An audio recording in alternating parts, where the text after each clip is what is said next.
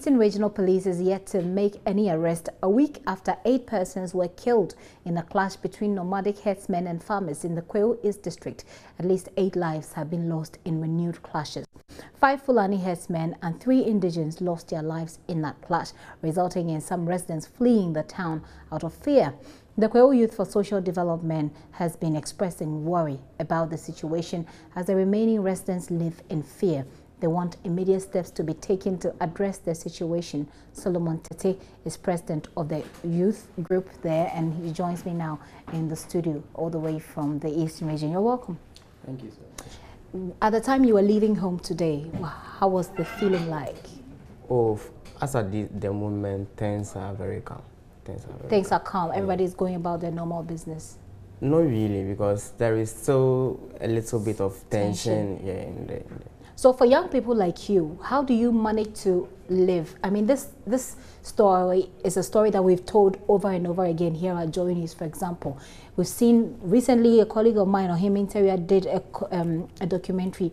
We saw gunshots, people dying every now and then. How do you live? I mean, what is it like? Would you be able to explain to us how it tastes like to live in that kind of circumstance? It's very worrying. You know, you'll be in a town whereby, or let's say a constituency, which is the same as the district, but you feel unsafe because anytime, any day, Fulani herdsmen could strike.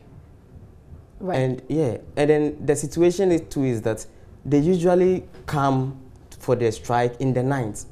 In the night, everyone is vulnerable because definitely you are going to sleep. Sleeping. Yeah, you'll be sleeping. So whether you are a giant or you are a chief or you are they come to you at the moment of your weakness. Yes, so you'll be vulnerable. So that is how it feels. You know, there's so much insecurity. But how come you have not been able to? I mean, you are a young brain. I'm sure that you've studied wide. How come all of you can't just sit down, come to the table, and agree on something that will make you both, I mean, both the Fulani and the herdsmen and the indigents live in peace?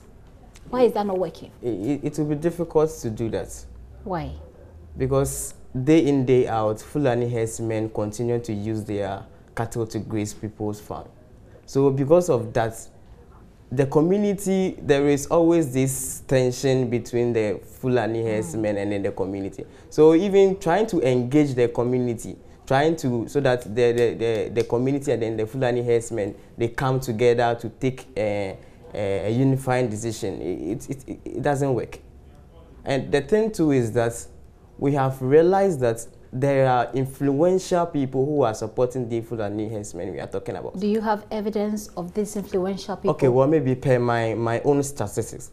Because if you want to buy a cow at the moment, it costs as much as 2,500 Ghana cedis. For one cow? For one cow. And then each Fulani herdsman takes care of cattle not less than 50. Not less than 50. So if you should do the calculation, just multiplying 2,500 Ghana cedis by 50, that will give you 125,000 Ghana cedis. But how fast do they sell? I want to end my point so that I just come. Okay, okay.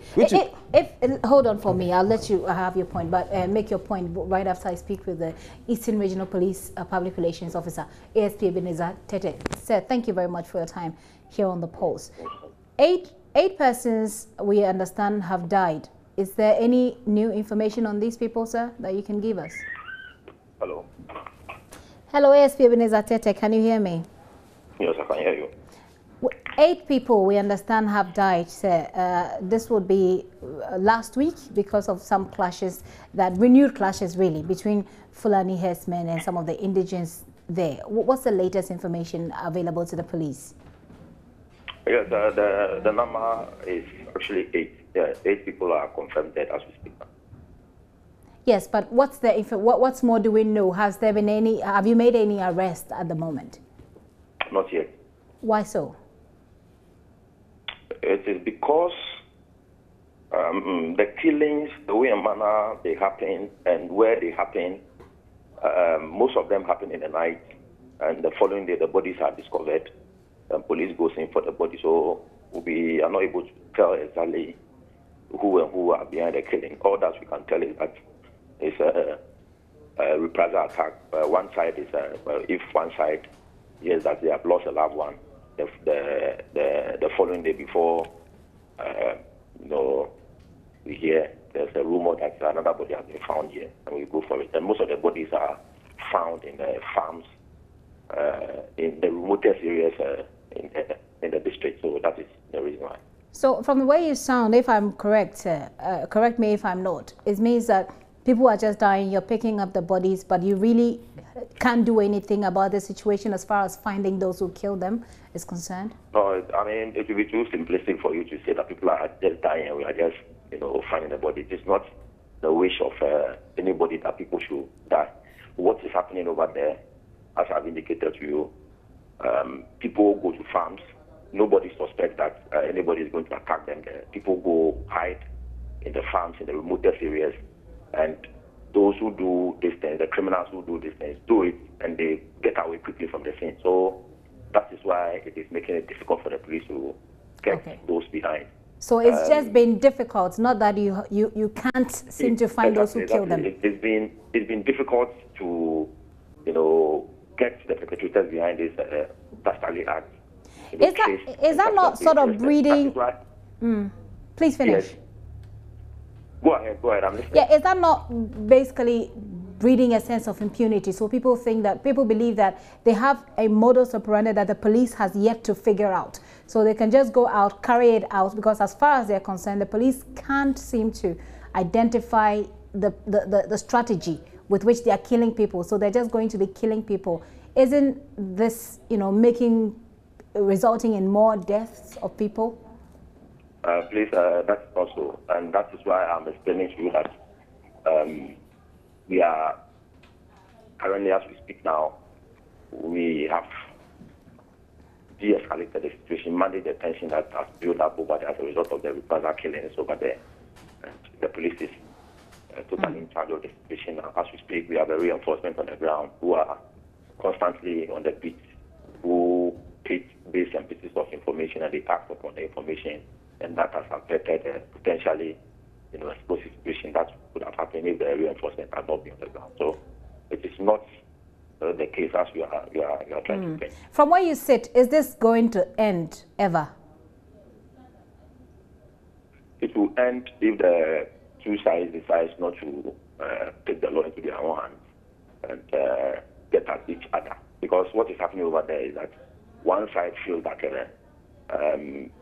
the other side is destroying their property. I mean, farmlands, because they take their animals to the farms to go and graze, and in the process, the animals get those farms destroyed. And in the process, the other side also take the law into their own hands. And that is what is sparking the conflict over there. The issue is that from the pieces of information that I'm piecing, or we are all piecing through, there is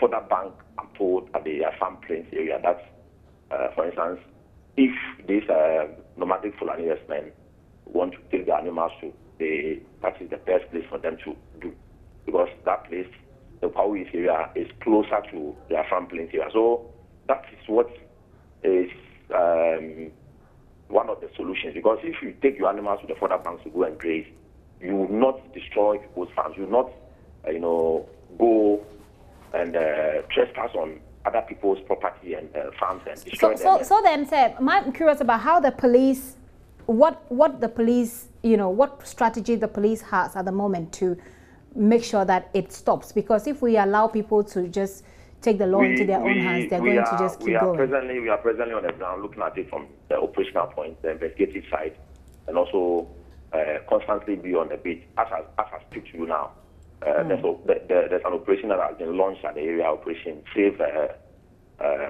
Life at Kwahu East. Okay. I've told you that we have sent reinforcements to the ground. There's also the crime scene management who are also on the ground, who are also helping the local police by way of investigations. Finally, before I let you go, we understand there are influential people involved in this. To what extent have you explored this, theory that the idea that there are influential people in key positions, involved, which is why the menace, is not going away? That I cannot confirm. But the thing is that the herds or the animals that the Fulani herdsmen, take to the bushes, they all belong to people. But as to who those animals belong to, whether the person is an influential person or not. I mean, even if the person is an influential person and whoever is working for that person goes against the law, that does not exonerate or immune the person from criminal prosecution. So that one is even immaterial for us. So do you know the owners of these? Do you know majority, for example, do you have a database of the owners of the cows or the cattle? What I can tell you is that the animals belong to people, but as to whether the person is person A or person B, you don't know them. I cannot tell you as we speak for now. Okay. But is it that you can't tell us, or you don't know them, sir? I don't know. The police is not aware of who owns these cows. I wanted to confirm that, sir. The animals belong to people who are both within the community and outside the community, but I don't have the database. I cannot speak on top of my head as we speak now and tell you that. No, sir, you're saying two things. If you bear with me.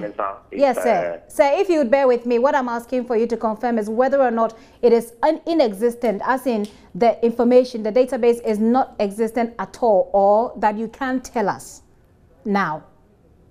I'm not in a position to do so for now because those things are not available to me, but I can tell you that the animals belong to people, and those people are most of them are Ghanaians. Thank you very much, sir, for your time here on the show. ASP Ebenezer Tete speaks for the Eastern Regional Police there. Let me take your quick thoughts on what he has said so far, whether or not that gives you any confidence going back home and having to live in this situation, and then we can wrap up. This is just following the usual templates we know. When situations like this happen, then we deploy security personnel to the districts. At the end of the day, the situation calms down, and then everyone goes to sleep. Then a month or two, and then it resurrects again. Yeah. You see, as he was saying, he says he doesn't know the people who are owning this cattle. And I was even building a point that to be able to employ a Fulani herdsman, you need at least 125,000 Ghana cedi, which is owed 1.25 billion. It tells you that the ordinary market woman, the ordinary teacher, the ordinary medical doctor will not get 1.2 billion and say, I'm investing it into cattle rearing. So definitely it is people who are very influential in our country. It is people who are very influential in the society who are who employ these Fulani herdsmen. So at the end of the day, you could see that the Fulani herdsmen are very much protected. They are very much protected than even the indigenes. So anytime you try to confront them, they always win. But it's one thing you saying that, and the police can only work if you give them. I mean, they can follow this up if you give them leads, if you give them evidence. So it's one thing you just saying. You've heard me ask him, and he says, "Well, we don't have it. I don't know. I'm not quite sure exactly what he's saying, but." He's obviously. Do you have evidence? Yeah, he agreed to the fact that it is usually a particular one side which starts this confrontation, and it starts by they sending their animals or their livestock to graze the farmer's farm. So that is where it starts from. So if we've been able to identify that this is where the problem is coming from, why is it that we are not solving this issue for over 6 years now? Because we've all agreed to the fact that this is where the problem is coming from. The issue is as a result that the Fulani herdsmen, they always use their cattle their cattle to graze people's farm. Right. So that is why is the youth group not engaging with the police more? Have you been engaging with the police more to deal with this problem, or you are afraid of the police? What we can do is that when such incidents happen, we just reporting it to them. That is what we do. Do you feel safe, comfortable going back home? There are some of the communities, as we speak, they are ghost towns. I see. Okay, we'll end this conversation here, but hopefully there will be an end to this nightmare for the people who live in this area. Solomon Tete is the leader of the youth group what's the name of the group again? Kwahu Youth for Social Development. Kwahu. It covers all the 4 so constituencies. So it's not just this area where you're having this issue. Yes. Okay, so Kwahu Youth for Social Development, their leader, Solomon Tete, there. Thank you very much for coming, Solomon. A pleasure. Now, away from that, 25 Togolese nationals standing trial before an Accra High Circuit Court for staging an unlawful demonstration have been granted bail to the tune of 10,000 cedis, with each required to provide one surety. They were picked up at the Kwahu Park by officers of the Greater Regional Command while staging a demonstration against President of Togo, Faure Gnassingbé. It forms part of a series of actions by dissatisfied Togolese to press home their demand for constitutional reforms in the country. There is more in today's hearing in the following report. All 26 Togolese have been slapped with 3 charges: conspiracy to commit crime, to wit failure to inform police of an event, failure to notify police, and offensive conduct. The plea of 25 were taken with that of another agent because he's a minor. All 25 pleaded not guilty to the 3 charges. Lawyer for the Togolese, Godwin Tamaklo, then made an application for bail. He told the court his clients were willing to appear and cooperate in the trial. This was opposed by state prosecutors, raising concerns about their inability to identify residents of the accused persons. Justice Priscilla Dapamreku granted all 25 bail to the tune of 10,000 cedis with one surety. Hearing of the matter continues on November 13.